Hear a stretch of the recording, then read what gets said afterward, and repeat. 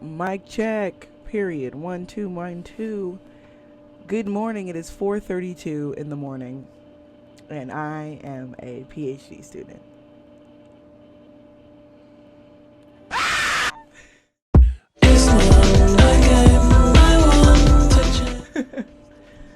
So I am here to record a quick vid about my experience applying and then getting into an English PhD program. This is for anybody, but it's going to be from my experience. So I'm going to be talking a lot about being a black woman and being a black gay and my experience of applying and going through the ringer that is grad school.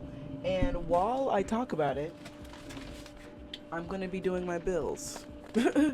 There's literally a huge stack of bills here that, as you'll learn being in grad school, you become an adult super fast, aka you have to do a lot of paperwork. So I am preparing to go on an anniversary trip to New York, and I've just been having, which I'll talk about more throughout the video, but I've been having a lot of anxiety surrounding money and surrounding success and surrounding safety. I'm a survivor of abuse, so I feel like that obviously has to do a lot with like why I don't feel safe, or this overwhelming feeling that something bad is going to happen to me if I don't keep up with certain things. So I've been trying to do better about just like being on top of my shit. If you have your receipts, if you have everything in order, you don't have to worry about it. Stay ready and got to get ready. I didn't want to do a terrible tongue pop, which is what that was. That one was better. That one was good. So yeah, I'm gonna do my bills. I've got my handy dandy. I am doing them by hand, but I do have a calculator. So I'm gonna be separating my bills into like, personal debts, things that have to do with my businesses, things that have to do with my house, and things that I don't feel like talking about.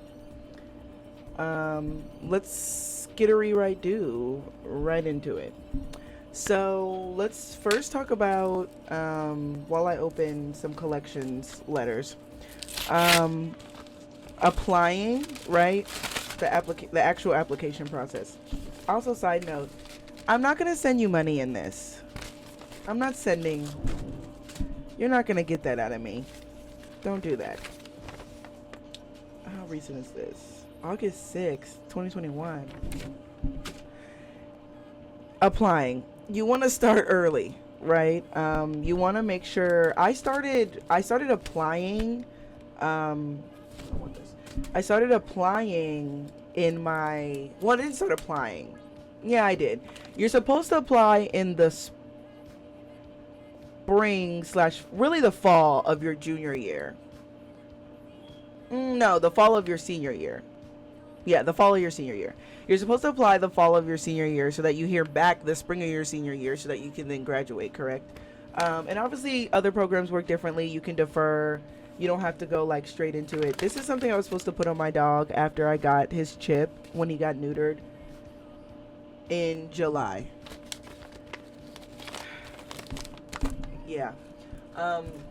But I started all the way back, but I started the process of like finding programs in my junior year, and it was the summer of my junior year specifically because I had been talking to a bunch of professors, another huge binder full of paperwork. I've been talking to my professors for a while about, really enjoying being in class with them, enjoying being a part of class. I kind of felt like I was pretty good at teaching, or like I liked teaching. And so they were like, yeah, why don't you try this teaching shit? And I was like, okay. And I just deadass started asking a bunch of professors, like, you like this shit? How much do you get paid?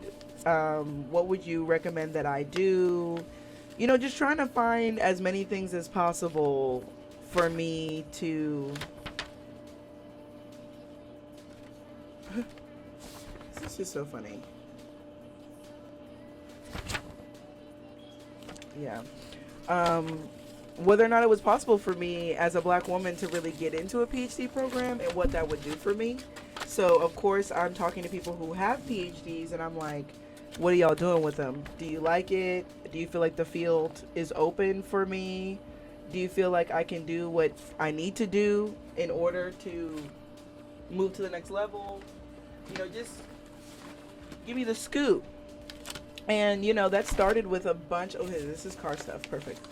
And that started with a bunch of emails like, hey, my name's Taylor, Dr. Lanehart, or whoever I was talking to, told me about you and your work, and I'm interested specifically in going to a program that you went to. I contacted people that either went to the program that I was interested in or taught there, and just being like, yeah, so how is that? Like, do you like it? What is it? Okay, this is, yeah. Do you like it? What does it do for you? All that. Just get everything out on the table. And everyone was really nice and like forward of being like, yeah, it's really good at this institution. I like it. I feel like what I'm doing is being elevated, and the work that I'm interested in doing is something that other people are interested in doing, and I'm supported by that. And then there was a bunch of people that were like, bitch, this shit fucking sucks. Like, no one cares about this. These things aren't really important. Nobody listens to me. There's different levels to this, as I would say. There's levels to it. And yeah, it was that level specifically that was just daunting to me, is like these grown black folk who seem successful, but a lot of doctors, especially in the medical field, don't actually enjoy the practice or feel like it's unethical. Feel like they're working with people who are racist, or feel like they're working with people who need a diversity and inclusion, seminar. And I felt like I said, a lot of people told me the truth, that they like really enjoyed what they were doing, but they just don't talk to anybody. Or I get to do my work and teach my classes, and I don't really fuck with the department, or I really like my department, And to be honest, it was like in 2019, it was a lot of like, I don't really like it here, but there's not really anywhere else to go. And it seems like that's definitely the same. Like, the academy is still not like, oh, we want to be there. People aren't clamoring to like get in. It's still very elitist, and you still have to go through a lot of hoops and jumps and whatnot. But I definitely think that getting a PhD, in the grand scheme of me wanting to run my own business and work for myself, it was kind of like inevitable, dare I say. Everyone was like, well, yeah, if you're going to work for yourself, if you're going to do things for yourself, if you're going to do things alone, you're going to have to, make sure that you can prove that you have all this experience. And I didn't feel like getting the experience. I didn't want to go to work for like 10 years. I was like, well, why don't we just skip this and I just literally get a PhD? I have the mental bandwidth for now, while I'm fresh out of school, to do something about it. But y'all might miss me sooner rather than later if we don't get this while my head's in the game. So my professors agreed. They agreed with me that it's really hard to go back to school once you've left. It's also really hard to enroll yourself into a PhD program, because 9 times out of 10, it's like voluntary torture. It's something that you have to sign up to do. It's not something that you're obligated to do. It's a privilege, not a right. And it's something that you really need to take seriously. It's something that's really intensive for literally 5 years. It's like super intense. And yeah, it's just really important that you stay diligent on what it is that you want to do, and make sure that you go into the PhD program with some sort of semblance of what you plan to do with it. I want to start a school for black girls. So in order to do that, that's going to take a lot of lobbying, a lot of money, and a lot of influence in the community. And I want to make that influence, but in the ways I want to. As y'all can see from behind me, I'm a musician, I'm a DJ, I make my own music. So I want to get into the community. I've been hosting events within the community. I run a nonprofit called Change Rape Culture. So I'm in with the survivors. I'm a provider of services, and me and my folks definitely have a community and place that we go and revolutionize and talk about how we're being done wrong in the industry and what more could be done to make it more inclusive. And then, you have the academy and all these other sorts of spaces. So I was like, I definitely want to have this on the back burner, but this isn't going to be my end all be all.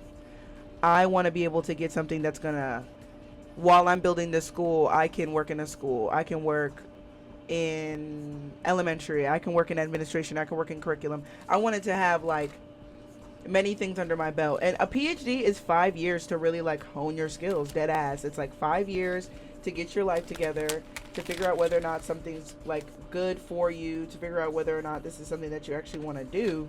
And the only way you'll be able to do that is to try. And a lot of us who are in the PhD program, we don't necessarily care about the academy or even give a fuck about like production or being generative. It's more so like, well, I didn't have shit to do for 5 years and I wasn't about to go to work. And I'm like, bitch, I heard that. Period. I feel the exact same way. And it can be as honest as that too. Like, it doesn't always have to be a hubbubaloo or all these things. Okay, this one is from this year. This one's from January. So we're going to keep that one. That one's the most recent. Unless I find one from February. But this one's different. But yeah, it's a never-ending cycle, truly, of pain, grad school. But I started early. I talked to a lot of professors. I had a lot of mentors. I had a lot of people cheering me on, which is nice. I was involved in a fellowship, which was through my university. My dryer's done. And it was meant for people of color who are wanting to get PhDs in the humanities specifically. So it was really specific. And since I was going into English or communication, which are both humanities majors, they were like, well, yo, black ass, we gonna pay for everything. So they paid for my grad applications. We had like mentor meetings. We also had to do a project, and we went on like a bunch of trips. Now, I won't say that it did, like, some of the events definitely didn't like fill up my time, and I was like, I definitely don't need to be here. But a lot of them, like, obviously it was amazing to be a part of a cohort of people who were all in it for the same thing. And I won't say that most of us went and got PhD humanities degrees. I think I'm one of the few people that went to go get a PhD. I think a lot of them got master's degrees and just sort of was like, why get a PhD in the first place? Which I agree with. And that program really helped. Like I said, my mentors helped me in writing all of my materials and in checking on it and being my, basically being my references, as well as examples of decorum. Like when I was talking about those emails and emailing people like, hey, what do you like about the school, blah, blah. There's certain ways to go about it, apparently. There is traditionalism within the academy, an institution as old as that. You'd suspect, right, that there's these weird-ass rules that nobody knows about. And that's exactly what's happening. And so, it's nice to have black women who are there to be like, yeah, bitch, it's definitely a-okay. And like, we get it. No, like, we get it. Okay, cool. So they helped out a lot. And then it was also really nice to be an undergrad and to have writing, publication, producing, like any sort of opportunity to show off your work before you get to grad school is amazing, because you want something to put onto the application, right? I know people who like get in with their professors and they're like, hey, can I help you with an article? Or they work in their lab, or they end up, helping them with a chapter in their book. And those things can really make you seem like a more viable and vibrant candidate than a lot of other people. Obviously, I feel like for me and the other one black girls in my cohort, it was more about like matching that box of like, we need a colorful black, we need a vibrant black, we need a gay black, you know what I mean? Somebody who's going to really spice things up in here. And that might be the reason why they put you there, but you can still say and be like, you know what? We're going in, period, regardless of what y'all think and what y'all want to do. And that's sort of the mindset that I've had to have now that I'm here. But the second portion was the application process, and that was tedious, super long. I started, like I said, in the summer of my senior year, the end of July, the end of junior year, and my fellowship had started the end of our junior year and went until the spring of our senior. So they were helping out a lot with like doing our personal statements, our resumes, our CVs, and like doing intentional workshops and sending us examples and things. But I never ended up using them. I do my own like templates and stuff just because I like it, and I like the way that I do things more than the way other people do their things. Not to shame the way that other people do their things, but I like my way better, and it's for me. So why do I need to listen to you? And Aries. But I literally was like, okay, let me, get these writings together. My writing sample was actually December 27th. Yes, this is the same thing. This is December 29th.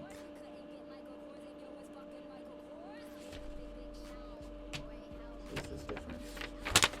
Okay. So cool. Yeah, the personal statement had like 40 drafts. I redid it like millions of times. I just never felt like it was me. It's really hard to have one paper or one page or 2 pages or 5 pages summarize who you are and why you deserve something that you feel like everybody in the world deserves. But if you go on my Patreon, I've uploaded my graduate statement that got me into all 7 of the institutions I applied to, fully funded. And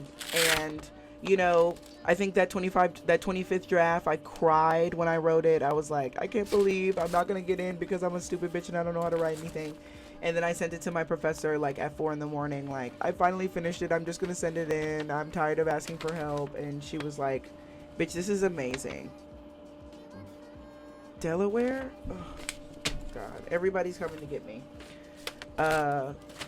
And I was just like floored. That is still one of the like prouder times I've been as a writer, because I'm just like, wow, I really wrote that. And it really does encapsulate who I am as a person. It really does get to why I love being a writer, why writing is so important to me. So it just sort of like hits the nail on the head.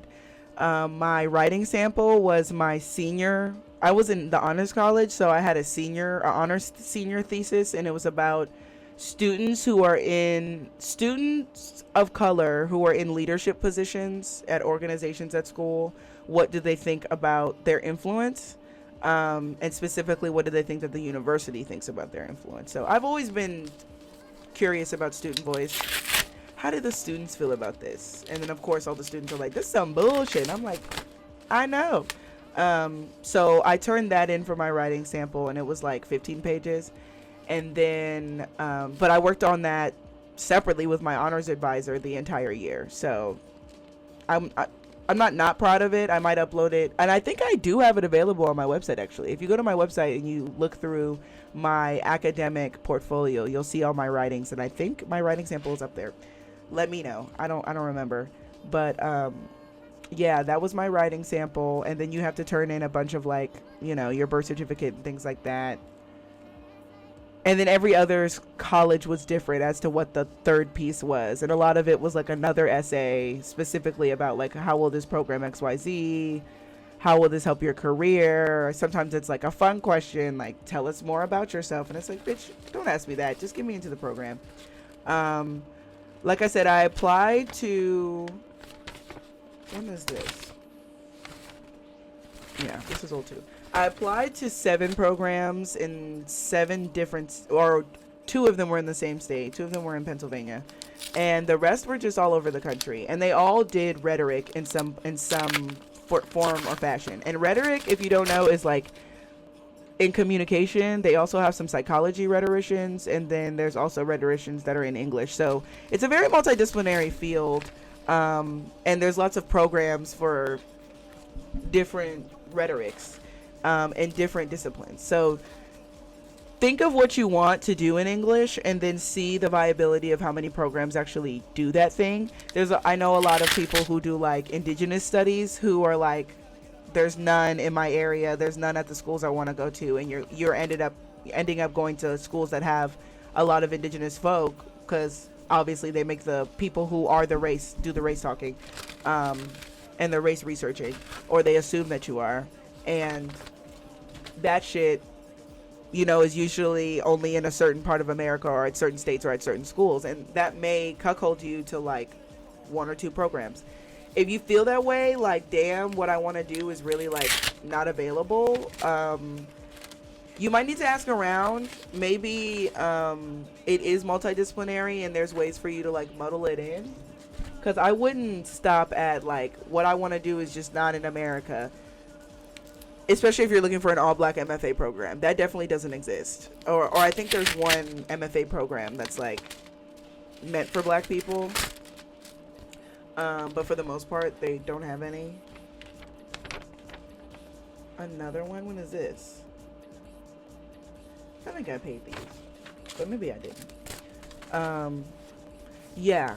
And it's important to get all of this in, to make it all you. Each piece, the CV tells a different story than the personal statement, than the research statement, than anything else. They all tell a story, and they should be that I am a well-rounded individual that will bring a lot of money and influence to this program. You need me and I need the check. And yeah, that's basically how I ended up doing it. It took about a year in time to finally turn in the materials to all of the institutions. And like I said, the acceptance letters just started to like roll in, which was, really beautiful. I really enjoyed that, because it's so much hard work, so much anxiety that goes into the papers and things that we write, that sometimes we start to doubt ourselves and the things that we do, because we're like, oh, there's no way I'll be able to meet this point. But I did, and I got in everywhere, fully funded, and 2 programs that were about rhetoric, about education, about student voice, that had professors and people within them that I think would be helpful. So in terms of choosing a program, once I got all of those acceptance letters, they have to tell you by a certain date, and the date for most North American schools is April 15th or April 12th. I forget the day specifically, but they have to tell you by that day, and you have to sign a contract by that day. And wherever you sign, similar to like, athletes, if you sign, then there's no signing back. Funny story, the school that I go to now, they sent me my acceptance letter after I'd already accepted somewhere else, but I hadn't signed yet. So she was like, you haven't signed, so you're technically still a free agent. If you signed that contract, girl, yeah, we would have told you kiss our ass. But go ahead and go to your other program, especially if it's better for you. And that's exactly what happened. I got accepted into like 7 programs. They all were competitive and did what I want, but the money was really the biggest aspect, because I'm estranged from my family and I really needed to make sure that I was able to afford my own bills on my own. I ended up moving with a friend initially up here, and so that I could split the rent, but whether they moved with me or not, I was going to have to split the rent. So I just was in go mode to be like, well, I got in. This is the area that has like the most livable income based off of how much they're paying me. This one looks like I'll be able to at least get a job, because if you're in grad school, you're probably going to have a full-time job. I'll have more viability to actually have a job and to do what I want to do. And so, I like the city. I visited all the cities, and, I just ended up picking mine. Your fit for your institution is really important. You want to make sure it's obviously an institution that does things that you do with people that you feel like are making the changes that you want to see in the field. If these people are making changes that you don't want to see, if they're talking about shit that you don't want to hear about, if they're speaking against the things that you're for, maybe you need to, make sure that you're doing what you need to do, instead of not doing anything. So yeah. That was that in a nutshell. I didn't want to take too long. I actually need to go wake up my partner so that we can start our anniversary trip, because it's rounding about 5 a.m, and I wanted to get to New York at the crack of morning so that we can just crescent over all of the bridges and all of the beautiful sights and go to the Hudson and get to our hotel room and like crash. So I'm gonna finish up these bills and go enjoy my anniversary. But yeah, that was my experience. It was pretty cut and dry. Like I said, it definitely was life changing because of how long it took, as well as the fact that I had so many people like looking at the same piece of paper of my writing, and that was probably the first time I'd been so vulnerable with my writing, like in my life. But it came out with like really good work that I'm really proud of, and that got me into an institution that pays my bills marginally, and that has opportunities for me to grow who I am as a pedagogue, as a teacher, as a instructor, as a musician. You know, a PhD program is just a stepping stone. It is just an opportunity, like anything else. So only see it that way. Go in, eat, write if that's what you want to do, work if that's what you want to do, ponder if that's what you want to do, rest if that's what you want to do. Do what you want to do in your PhD program, and don't let anybody else tell you otherwise. Before you get there, though, make sure you are applying and doing what you need to do. If you are needing assistance with graduate programs, with applications, with writing materials, I do have a consulting business. I consult with folks about their careers, as well as about graduate programs that would be suitable for them, as well as doing scholarships and fellowships. So if you're needing some money or to get into a program, I can help you out. Go to www.taylorwaits.com to read my reviews and my comments. I've helped get people into dental school, into law school, into medical school. I've helped people win $50,000 worth of scholarships. I really am the truth. And y'all, the truth and the light. And if you want to be tapped in, subscribe to my Patreon or get at me for some consulting fees. But yeah, thank y'all so much for tuning into this chaotic video. But it really shows the life of a PhD student. We've got millions of things going on at the same time. And I am excited for y'all to see this video. I'm excited to keep making content, and I'm excited to keep making time for things that I love. So if you're contemplating a program, you know, talk to folks, figure it out before you start. Tag on me, maybe I'll be able to help you out. Have a great night, everybody. Bye.